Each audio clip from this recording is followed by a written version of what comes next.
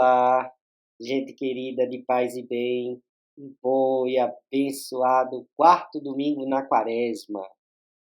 Paz e bem, gente querida. E hoje eu gostaria de trazer mais um tema, uma provocação para a nossa roda de conversa, né? Que acontece sempre aqui aos domingos. A gente falar sobre medo. Medo e caminhada espiritual. Qual a relação? E dentro disso, medo e as redes sociais. Antes de a gente começar a nossa roda de conversa, os recadinhos de sempre. Se você não é inscrito no canal Paz e Bem, se inscreva. É a primeira vez que você está aqui, seja bem-vindo, seja bem-vinda. Curta, compartilhe nas suas redes sociais esse programa. Presente para aquela pessoa que você acredita que gostaria de entrar na nossa conversa, na nossa roda de conversa. É sempre bom ter pessoas sensíveis, inteligentes, dialogando conosco. E se você puder e você quiser, faça a sua assinatura solidária. Nos ajude na manutenção do canal Paz e Bem, já que nós não temos membresia, né? Então, para os assinantes, as assinantes, nosso muito obrigado. Muito obrigado. Mas, passado esse introito, a gente vai para o tema de hoje. Diante de um mundo, tanta perplexidade com o genocídio em curso na Palestina, diante das angústias, das ansiedades, diante do quadro sociopolítico e econômico, não só do Brasil, mas também do mundo, a gente se depara com uma questão do medo. E aí a gente precisa se perguntar de uma forma, inclusive, né, analítica, de uma forma que a gente possa descobrir onde a gente coloca ou onde a gente projeta os nossos medos. Então, dentro desse quadro, a gente tem que começar a perceber o que é o medo. Eu sempre me surpreendi com o interesse, e confesso que não é um dos meus, vamos dizer assim, estilos, né, cinematográficos preferidos, filmes de terror. Mas sempre me surpreendeu como isso é estimulante para algumas pessoas. As pessoas assistirem filmes que provocam nela, num grau crescente, sempre, não é, de medo, algo que provoque terror. Assim como também, não é interessante observar aquilo que progressivamente provoca adrenalina em nós, né? Situações de tem a ver com medo também, mas de risco, de perigo, né. Claro, aí a gente está falando de riscos e perigos controlados, mas que controlados não quer dizer que esses riscos e perigos não existam. E as pessoas curtam isso. É algo interessante de observar. A busca por essas emoções, né? Essas emoções que são básicas. e que estão associados à estrutura mais básica do cérebro, né? Somos assim, isso nos constitui. Isso sabe, e não é de hoje, as religiões. E de como, de repente, o manipular dessas emoções, isso provoca nas pessoas uma reação que eu coloco, né, longe de mim, né, ser um psicólogo social, mas é interessante observar como essas emoções mais básicas, basilares, né, e dentro dela o medo nos paralisa, nos controla, dispara alguns gatilhos e estabelece algumas conexões na nossa forma de ser e estar no mundo. E aí é interessante ver que o medo é algo que, dentro de uma caminhada da vida, e aí eu não falo nem propriamente de uma caminhada espiritual, mas uma caminhada da vida, ela se apresenta. A gente não pode desviar do medo, a gente não pode dizer que ele não existe. Por isso que eu comecei, né? Quais são os nossos medos? É algo que nos constitui. O medo é algo, inclusive, importante, né? Nas savanas lá, os nossos ancestrais, se não tivessem medo, não teriam sobrevivido. O problema é que a gente transfere os medos do campo do real para o campo do imaginário e do simbólico.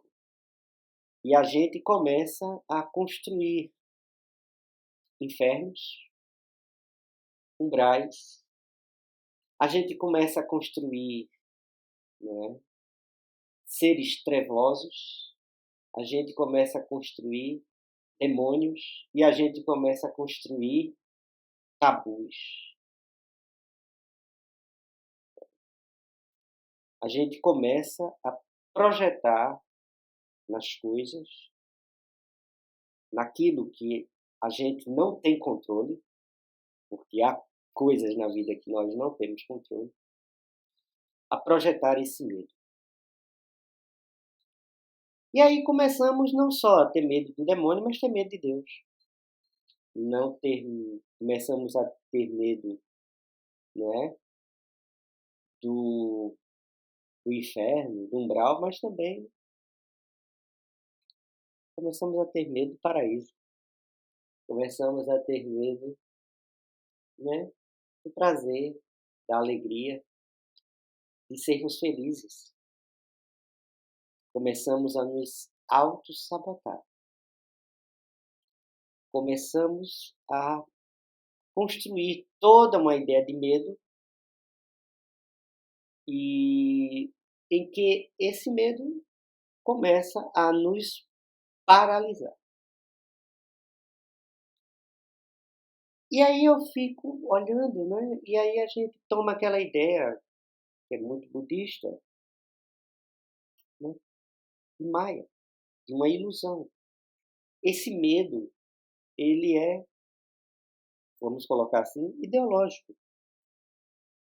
Ele é socialmente construído, ele é fortalecido pelos elementos religiosos e ele constrói toda uma forma de castração, de impedimento da realização da nossa espiritualidade saudável, vamos dizer assim, né? Se é que a gente pode usar esse termo, mas de uma espiritualidade mais ligada à vida.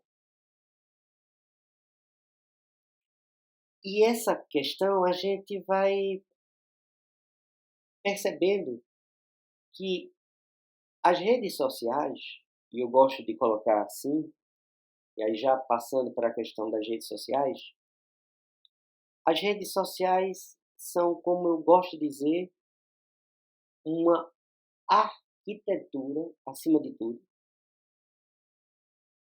psicossocial. É uma projeção de um entendimento muito sofisticado de como essas emoções mais básicas, e entre elas o medo, podem ser trabalhadas, podem ser canalizadas. E a história, né, antes mesmo das redes sociais, ela já existia. Né? O medo do comunismo, o medo né, da ditadura da esquerda, são os grandes espantalhos, né? Que se constitui, que atende aos interesses, né, de quem construiu as big techs, as redes. Quem construiu, e eu acredito, inclusive, penso, que é uma luta meio inglória, contra essa estrutura em que a gente se apresenta agora como YouTube. Porque a lógica é trabalhar exatamente essa dimensão do medo. Talvez, eu acho que suspeito, esse programa que eu estou fazendo aqui não tenha tanta visibilidade. Porque eu não apelo aqui para o apocalipse iminente, para a destruição de uma vinda de um meteoro, para a invasão alienígena, para a tomada do mal sobre, não é, os demônios, a porta do umbral se abrindo e todos os seres trevosos descendo à terra. E é impressionante a gente ver, né, a gente circula nesse ambiente aqui. E às vezes me aparecem umas sugestões que eu fico pensando, da onde é que me foi sugerido isso? Por que aparecem essas coisas para mim? Né? E são coisas assim assustadoras. Qual o interesse de, desse tipo de programa, ou desse tipo de tema, ou desse tipo de abordagem, que trabalha o medo, aparecer para mim? E deve ter aparecido também para vocês. Porque, na verdade, é isso que a rede social coloca. É isso que a rede social estimula. É a base em que ela, né, mobiliza seus algoritmos. São esses processos de medo, de terror, né, de alarme, de atenção, urgente, compartilhe, antes que apague. É isso. A lógica disso, a lógica que está por detrás, não é, dessa estrutura computacional, informacional, é isso. É essa. Para nos manipular. Para provocar em você terror. E eu disse, né, que a igreja, e aí eu estou falando das religiões, e aí eu estou falando das religiões, tá? Elas são sábias, porque elas são velhas. Elas têm uma visão que nós, criaturinhas, né, de 50 anos, de 40, 60, 80, 80 anos. 80 anos. Não é nada em comparado às tradições religiosas. Algumas centenárias, outras milenares. E elas apontam para isso.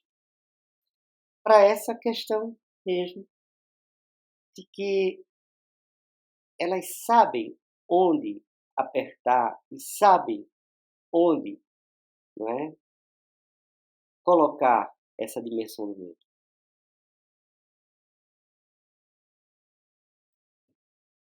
E através dele, do medo, nos manipular.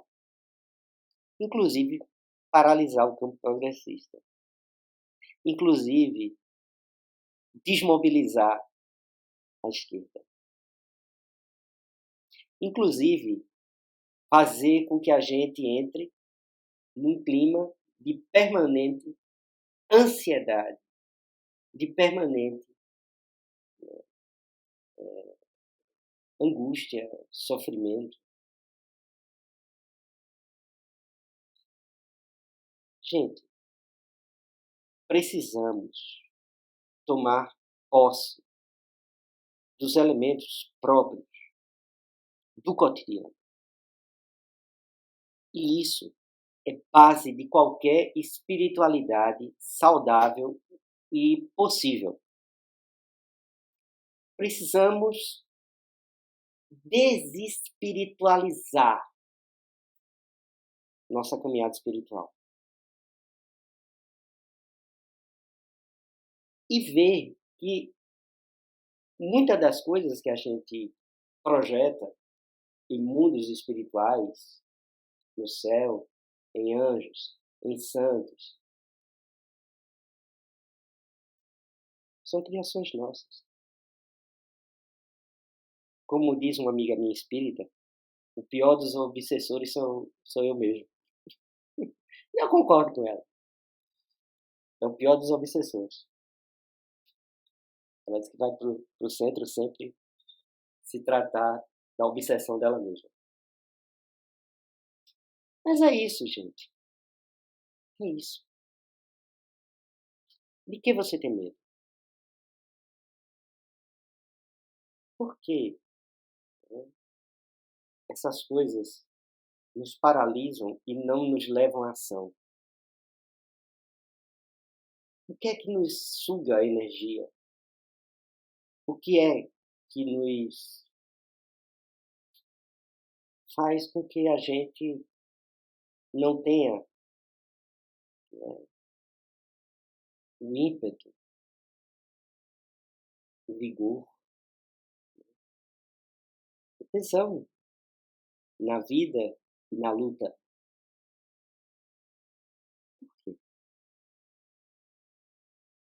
Que coisas as redes sociais estão construindo progressivamente em você? Para terminar, né, um caso clássico de como, de repente, redes sociais constroem medo. Plebiscito na Inglaterra, Brexit, né, para a questão da saída, né, do Reino Unido da União Europeia. Uma coisa técnica, o que é bom, o que é ruim. Mas a extrema-direita, o que é que ela fez? Para quem ainda não sabe. Ela construiu nas redes sociais, Facebook, particularmente, mensagens, pequenos vídeos, tocando terror. E dizendo, se a Inglaterra continuar, ela vai desaparecer. O pessoal lá do leste, né, europeu, né, mais leste europeu, os países como a Polônia e tal, vão invadir aqui o mercado e seu filho vai perder o emprego e você não vai ter mais o que comer e você vai ter que ser colocado para fora de casa porque vai vir gente de fora para tomar sua casa. Vai fechar sua igreja, o Islã vai ocupar todas as igrejas e destruir, e construir, né, mesquitas em cima. Quer dizer, se construiu todo o terror. Manipulou dados à vontade. O que isso provocou? Insegurança, angústia, apreensão. E diante disso, como é que a gente responde? Com o córtex, o neocórtex, com os princípios da racionalidade, do pensamento, da ordenação, da lógica. Não, a gente parte para subir na árvore para não ser comido pelo,